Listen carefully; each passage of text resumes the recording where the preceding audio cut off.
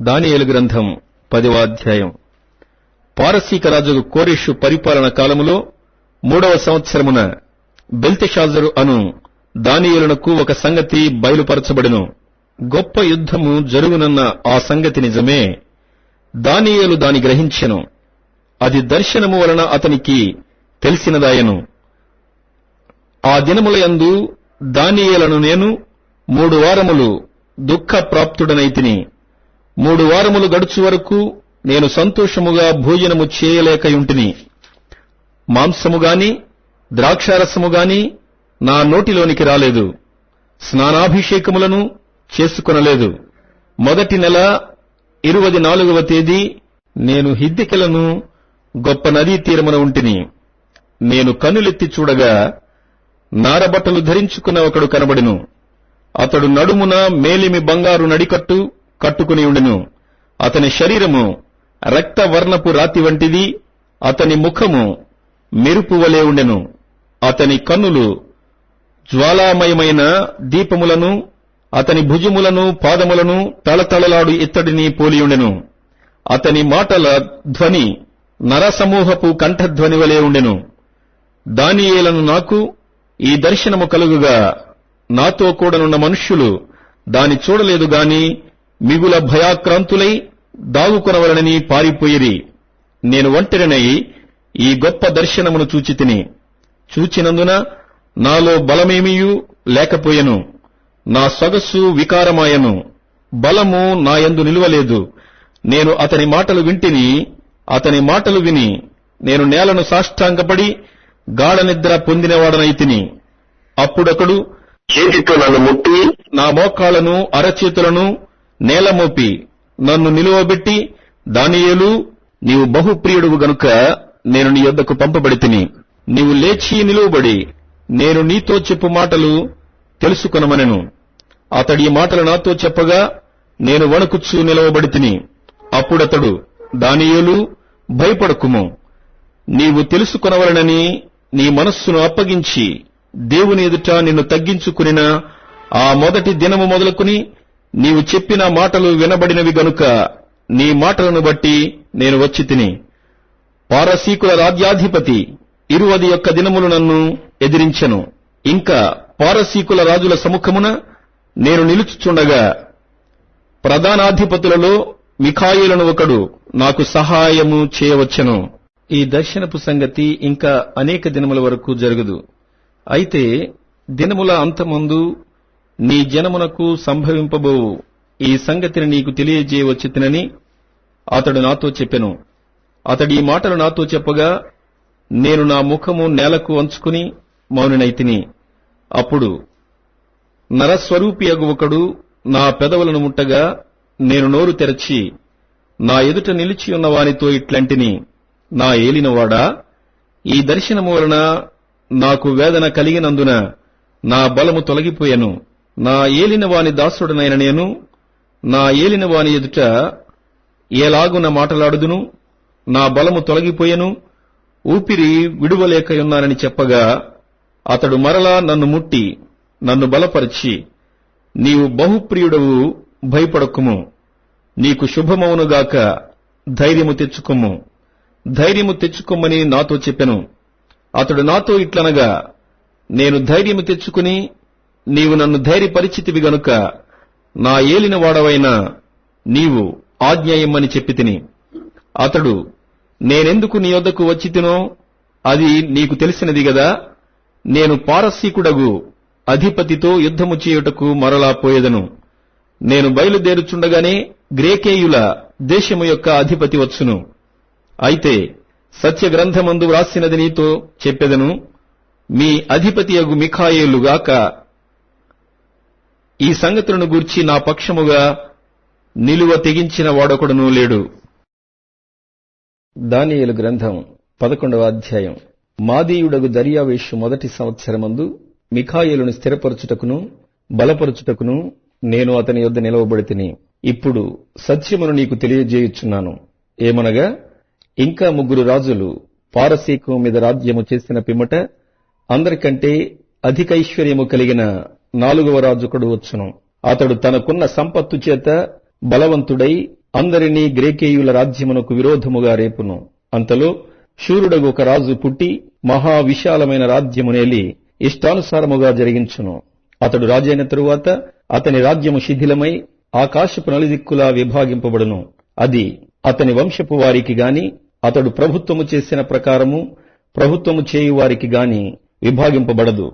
అతని ప్రభుత్వము వేరుతో పెరికివేయబడును. అతని వంశపు వారు దానిని పొందరు గాని అన్యులు పొందుదురు. అయితే దక్షిణ దేశపు రాజును అతని అధిపతులలో ఒకడును బలము పొందెదరు. అతడు ఇతని కంటే గొప్పవాడై ఏలును. అతని ప్రభుత్వము గొప్ప ప్రభుత్వమగును. కొన్ని సంవత్సరములైన పిమ్మట వారు ఉభయులు కూడుకొనెదరు. మరియు వారు ఉభయులు సమాధానపడవలనని కోరగా దక్షిణ దేశపు రాజకుమార్తె ఉత్తర దేశపు రాజునొద్దకు వచ్చును. అయినను ఆమె భుజబలము నిలుపుకొననేరదు. అతడైనను అతని భుజబలమైనను నిలువదు. వారు ఆమెను తీసుకుని వచ్చిన వారిని, ఆమెను కనిన వారిని, ఈ కాలమందు ఆమెను బలపరిచిన వారిని అప్పగించెదరు. అతనికి బదులుగా ఆమె వంశములో ఒకడు సేనకు అధిపతి అయి ఉత్తర దేశపు రాజు కోటలో జరవడి ఇష్టానుసారముగా జరిగించుచు వారిని గెలుచును. మరియు అతడు వారి దేవతలను, సొమ్ములను, విలువగల వారి వెండి బంగారు వస్తువులను సహా చెరపట్టి ఐగుప్తునకు తీసుకుని పోవును. అతడైతే కొన్ని సంవత్సరములు ఉత్తర దేశపు రాజు ప్రభుత్వము కంటే ఎక్కువ ప్రభుత్వము చేయును. అతడు దక్షిణ దేశపు రాజు దేశములో జొరబడి మరలి తన రాజ్యమునకు వచ్చును. అతని కుమారులు యుద్ధము చేయబూని మహాసైన్యముల సమూహమును సమకూర్చుకుందురు. అతడు వచ్చి ఏరువలే ప్రవహించి ఉప్పొంగును. యుద్ధము చేయబూని కోటదనుక వచ్చును. అంతలో దక్షిణ దేశపు రాజు అత్యుగ్రుడై బయలుదేరి ఉత్తర దేశపు రాజుతో యుద్ధము జరిగించును. ఉత్తర దేశపు రాజు గొప్ప సైన్యమును సమకూర్చుకునినను అది ఓడిపోవును. ఆ గొప్ప సైన్యము ఓడిపోయినందున దక్షిణ దేశపు రాజు మనస్సున అతిశయపడును. వేల కొలది సైనికులను హతము చేసినను అతనికి జయము కానేరదు. ఎలయనగా ఉత్తర దేశపు రాజు మొదటి సైన్యము కంటే ఇంకా గొప్ప సైన్యమును సమకూర్చుకుని మరలా వచ్చును. ఆ కాలాంతమున అనగా కొన్ని సంవత్సరములైన పిమ్మట అతడు గొప్ప సైన్యమును, విశేషమైన సామగ్రిని సమకూర్చి నిశ్చయముగా వచ్చును. ఆ కాలములయందు అనేకులు దక్షిణ దేశపు రాజుతో యుద్ధము చేయుటకు కూడివచ్చెదరు. నీ జనములోని బందిపోటు దొంగలు దర్శనమును రుజువుపరచునట్లు కూడుదురుగాని నిలువలేక కూలుదురు. అంతలో ఉత్తర దేశపు రాజు వచ్చి ముట్టడి దిబ్బవేయును. దక్షిణ దేశపు రాజు యొక్క బలము నిలువలేకపోయినందునను అతడు ఏర్పరచుకున్న జనము దృఢ శౌర్యము పొందకపోయినందునను ఉత్తర దేశపు రాజు ప్రాకారములు గల పట్టణమును పట్టుకును. వచ్చిన వానికెదురుగా ఎవరునూ నిలువలేకపోయినందున తనకిష్టము వచ్చినట్టు అతడు జరిగించును గనుక ఆనందము గల ఆ దేశములో అతడుండగా అది అతని బలము వలన పాడైపోవును. అతడు తన రాజ్యము యొక్క సమస్త బలమును కూర్చుకొని రావాలనని ఉద్దేశింపగా అతనితో సంధి చేయబడును. ఏమనగా నశింపజేయవచ్చునని ఒక కుమార్తెను అతనికిచ్చెదరు. అయితే ఆమె సమ్మతింపక అతని కలుసుకొనదు. అతడు ద్వీపముల జనముల తట్టు తన మనస్సును త్రిప్పుకుని అనేకులను పట్టుకును. అయితే అతని వలన కలిగిన అవమానమును ఒక అధికారి నివారణ చేయును. మరియు ఆయన అవమానమును అతని మీదికి మరలా వచ్చునట్లు చేయును. అది అతనికి రాక తప్పదు. అప్పుడతడు తన ముఖమును తన దేశములోని కోటల తట్టు త్రిప్పుకును గాని ఆటంకపడి కూలి అగుపడకపోవును. అతనికి మారుగా మరియొకడు లేచి ఘనమైన రాజ్యము ద్వారా పన్ను పుచ్చుకుని వానిని లేపును. కొన్ని దినములైన పిమ్మట అతడు నాశనమగును గాని ఈ నాశనము ఆగ్రహము వలనైనను యుద్ధము వలనైనను కలుగదు. అతనికి బదులుగా నీచుడగొకడు వచ్చును. అతనికి రాజ్య ఘనతనీయరు గాని నెమ్మది కాలమందు అతడు వచ్చి ఇచ్చకపు మాటల చేత రాజ్యమును అపహరించును. ప్రవాహము వంటి బలము అతని ఎదుట నుండి వారిని కొట్టుకుని పోవుట వలన వారు నాశనమగుదురు. సంధి చేసిన అధిపతి సహా నాశనమగును. అతడు సంధి చేసినను మోసపుచ్చును. అతడు స్వల్ప జనము గలవాడైనను ఎదురాడి బలము పొందును. అతడు సమాధాన క్షేమము గల దేశమునకు వచ్చి తన పితరులు కాని తన పితరుల పితరులు గాని చేయని దానిని చేయును. ఏదనగా అచ్చట ఆస్తిని, దోపుడు సొమ్మును, ధనమును విభజించి తన వారికి పంచిపెట్టును. అంతటా కొంతకాలము ప్రాకారములను పట్టుకున్నటకు కుట్ర చేయును. అతడు గొప్ప సైన్యమును సమకూర్చుకుని దక్షిణ దేశపు రాజుతో యుద్ధము చేయుటకు తన బలమును సిద్ధపరచి తన మనస్సును రేపుకొనును. గనుక దక్షిణ దేశపు రాజు గొప్ప సైన్యమును సమకూర్చుకుని మహాబలము గలవాడై యుద్ధమునకు సిద్ధపడును. అతడు దక్షిణ దేశపు రాజునకు విరోధమైన ఉపాయములు చేయనుద్దేశించినందున ఆ రాజు నిలవలేకపోవును. ఏమనగా అతని భోజనమును భుజించువారు అతన్ని పాడు చేసెదరు, మరియు అతని సైన్యము ఓడిపోవును. గనుక అనేకులు హతులవుదురు. కీడు చేయుటకై ఆ ఇద్దరు రాజులు తమ మనస్సులు స్థిరపరచుకుని ఏక భోజన పంక్తిలో కూర్చుండినను కపట వాక్యములాడెదరు. నిర్ణయ కాలముందు సంగతి జరుగును గనుక వారి ఆలోచన సఫలము కానేరదు. అతడు మిగుల ద్రవ్యము గలవాడై తన దేశమునకు మరలును, మరియు పరిశుద్ధ నిబంధనకు విరోధి అయి ఇష్టానుసారముగా జరిగించి తన దేశమునకు తిరిగి వచ్చును. నిర్ణయ కాలమందు మరలి దక్షిణ దిక్కునకు వచ్చును గాని మొదటనున్నట్టుగా కడపటనుండదు. అంతటా కిత్తీయుల ఓడలు అతని మీదకి వచ్చుట వలన అతడు వ్యాకులపడి మరలి పరిశుద్ధ నిబంధన విషయములో అత్యాగ్రహము గలవాడై తన ఇష్టానుసారముగా జరిగించును. అతడు మరలి పరిశుద్ధ నిబంధనను నిషేధించిన వారెవరని విచారించును. అతని పక్షమున శూరులు లేచి పరిశుద్ధ స్థలపు కోటను అపవిత్రపరచి అనుదిన బలి నిలిపివేసి నాశనమును కలుగు చేయు హేయమైన వస్తువును నిలవబెట్టుదురు. అందుకతడు ఇచ్చకపు మాటలు చెప్పి నిబంధనను అతిక్రమించు వారిని వశపరుచుకును. అయితే తమ దేవుని నిరుగువారు బలము కలిగి గొప్ప కార్యములు చేసెదరు.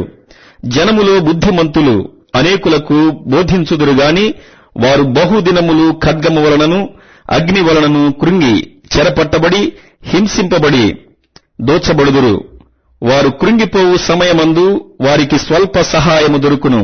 అయితే అనేకులు ఇచ్చకపు మాటలు చెప్పి వారిని హత్తుకొందురు గాని నిర్ణయకాలము ఇంకా రాలేదు గనుక అంత్యకాలము వరకు జనులను పరిశీలించుటకును పవిత్రపరచుటకును బుద్ధిమంతులలో కొందరు కూలుదురు. ఆ రాజు ఇష్టానుసారముగా జరిగించి తన్ను తానే హెచ్చించుకొనుచు అతిశయపడుచు ప్రతి దేవత మీదను దేవాది దేవుని మీదను గర్వముగా మాటలాడుచు ఉగ్రత సమాప్తి అగు వరకు వృద్ధి పొందును. అంతటా నిర్ణయించినది జరుగును. అతడు అందరికంటే ఎక్కువగా తన్ను తాను హెచ్చించుకొనును గనుక తన పితరుల దేవతలను లక్ష్యపెట్టడు, మరియు స్త్రీల కాంక్షిత దేవతను గాని ఏ దేవతను గాని లక్ష్యపెట్టడు. అతడు తన పితరులెరుగని దేవతను అనగా ప్రాకారముల దేవతను వారి దేవతకు మారుగా ఘనపరచును. బంగారును వెండిని విలువగల రాళ్లను మనోహరమైన వస్తువులను అర్పించి ఆ దేవతను ఘనపరచును. మరియు ఈ క్రొత్త దేవతను ఆధారము చేసుకుని కోటలకు ప్రాకారములు కట్టించి నూతన విధముగా తన వారికి మహాఘనత కలుగజేయను. దేశమును క్రయమునకు విభజించి ఇచ్చి అనేకుల మీద తన వారికి ప్రభుత్వమిచ్చును. అంత్యకాలమందు దక్షిణ దేశపు రాజు అతనితో యుద్ధము చేయును. మరియు ఉత్తర దేశపు రాజు రథములను గుర్రపు రౌతులను అనేకమైన ఓడలను సమకూర్చుకుని తుఫాను వలె అతని మీద పడి దేశముల మీదుగా ప్రవాహము వలె వెళ్ళును. అతడు ఆనంద దేశమున ప్రవేశించుట వలన అనేకులు కూలుదురుగాని ఎదోమీయులను మోయాబీయులను అమ్మోనీయులలో ముఖ్యులను అతని చేతిలో నుండి తప్పించుకొనెదరు. అతడు ఇతర దేశముల మీదికి తన సేన నంపించును, ఐగుప్తు సహా తప్పించుకొననేరదు. అతడు విలువగల సమస్త బంగారు వెండి వస్తువులను ఐగుప్తు యొక్క విలువగల వస్తువులన్నిటినీ వశపరుచుకుని లుబీయులను కూషీయులను తనకు పాద సేవకులుగా చేయును. అంతటా తూర్పు నుండి ఉత్తరము నుండి వర్తమానములు వచ్చి అతని కలవరపరచున గనుక అత్యాగ్రహము కలిగి అనేకులను పాడు చేయుటకును నశింప చేయుటకును అతడు బయలుదేరును. కాబట్టి తన నగరు డేరాను సముద్రములకును పరిశుద్ధానందములు గల పర్వతమునకును మధ్య వేయును. అయితే అతనికి నాశనము రాకుండుటకై సహాయము చేయు వాడెవడునూ లేకపోవును. కీర్తనల గ్రంథం 139వ కీర్తన. దేవా, నీవు భక్తిహీనులను నిశ్చయముగా సంహరించెదవు. నరహంతకులారా, నా యొద్ద నుండి తొలగిపోవుడి. వారు దురాలోచనతో నిన్ను గూర్చి పలుకుదురు. మోసపుచ్చుటకై నీ నామమును బట్టి ప్రమాణము చేయుదురు. యెహోవా, నిన్ను ద్వేషించు వారిని నేనును ద్వేషించుచున్నాను గదా. నీ మీద లేచు వారిని నేను అసహ్యించుకొనుచున్నాను గదా. వారి యందు నాకు పూర్ణ ద్వేషము కలదు. వారిని నాకు శత్రువులనుగా భావించుకొనుచున్నాను. దేవా, నన్ను పరిశోధించి నా హృదయమును తెలుసుకొనుము. నన్ను పరీక్షించి నా ఆలోచనలను తెలుసుకొనుము. నీకాయాసకరమైన మార్గము నా యందున్నదేమో చూడుము. నిత్య మార్గమును నన్ను నడిపింపుము. సామెతల గ్రంథం 30వ అధ్యాయము. దేవుని మాటలన్నీయు పుటము పెట్టబడినవే. ఆయనను ఆశ్రయించు వారికి ఆయన కేడెము. ఆయన మాటలతో ఏమీయు చేర్చకము. ఆయన నిన్ను గద్దించునేమో, అప్పుడు నీవు అబద్ధికుడవగుదువు. యోహాను రాసిన ప్రకటన గ్రంథము. యేసుక్రీస్తు తన దాసులకు కనపరచుటకు దేవుడాయనకు అనుగ్రహించిన ప్రత్యక్షత ఈ సంగతులు త్వరలో సంభవింపనయ్యున్నవి. ఆయన తన దూత ద్వారా వర్తమానము పంపి తన దాసుడైన యోహానుకు వాటిని సూచించెను. అతడు దేవుని వాక్యమును గూర్చియు యేసుక్రీస్తు సాక్ష్యమును గూర్చియు తాను చూచినంత మట్టుకు సాక్ష్యమిచ్చెను. సమయం సమీపించినది గనుక ఈ ప్రవచన వాక్యములు చదువువాడును వాటిని విని ఇందులో వ్రాయబడిన సంగతులను గైకొనువారును ధన్యులు. యోహాను ఆసియాలో ఉన్న 7 సంఘములకు శుభమని చెప్పి వ్రాయినది. వర్తమాన భూత భవిష్యత్ కాలములలో ఉన్నవాని నుండియు ఆయన సింహాసనము ఎదుటనున్న 7 ఆత్మల నుండియు నమ్మకమైన సాక్షియు మృతులలో నుండి ఆది సంభూతుడిగా లేచిన వాడును భూపతులకు అధిపతియునైన యేసుక్రీస్తు నుండియు కృపా సమాధానములు మీకు కలుగునుగాక. మనలను ప్రేమించుచు తన రక్తము వలన మన పాపముల నుండి మనలను విడిపించిన వానికి మహిమయు ప్రభావమును యుగాయుగములు కలుగునుగాక. ఆమేన్. ఆయన మనలను తన తండ్రియగు దేవునికి ఒక రాజ్యముగాను యాజకులనుగాను చేసెను. ఇదిగో, ఆయన మేఘారూఢుడై వచ్చుచున్నాడు. ప్రతి నేత్రము ఆయనను చూచును. ఆయనను పొడిచిన వారును చూచెదరు. భూజనులందరూ ఆయనను చూచి రొమ్ము కొట్టుకొందురు. అవును, ఆమేన్. అల్ఫయు ఒమేగయు నేనే. వర్తమాన భూత భవిష్యత్ కాలములలో ఉండువాడను నేనే అని సర్వాధికారియు దేవుడునగు ప్రభువు సెలవిచ్చుచున్నాడు. మీ సహోదరుడును యేసును బట్టి కలుగు శ్రమలోను రాజ్యములోను సహవాసములోను పాలివాడునైన యోహానను నేను దేవుని వాక్యము నిమిత్తమును యేసును గూర్చిన సాక్ష్యము నిమిత్తమును పత్మాసు దీపమున పరవాసినైతిని. ప్రభు దినమందు ఆత్మవశుడనైయుండగా బూరధ్వని వంటి గొప్ప స్వరము నీవు చూచుచున్నది పుస్తకములో వ్రాసి ఎఫెసు, స్మరణ, పెర్గమ, తుయతైర, సార్దీస్, ఫిలదెల్ఫియా, లవదోకియా అను 7 సంఘములకు పంపుమని చెప్పుట నా వెనుక వింటిని.